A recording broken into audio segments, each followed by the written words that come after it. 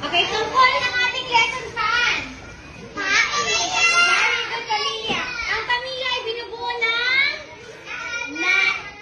nanay, tatay, ate, kuya, at bunso. Ang ating mga nanay daw ang ating ilaw ng tahanan. At ang ating tatay ay ano? Oh my God! Saan kasi? Oh my God! What the? Grabe! Oh, no. Lasing. Ano natin ang tatay?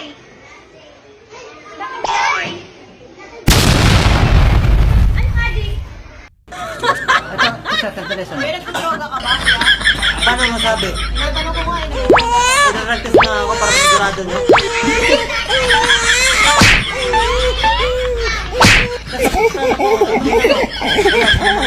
Paano?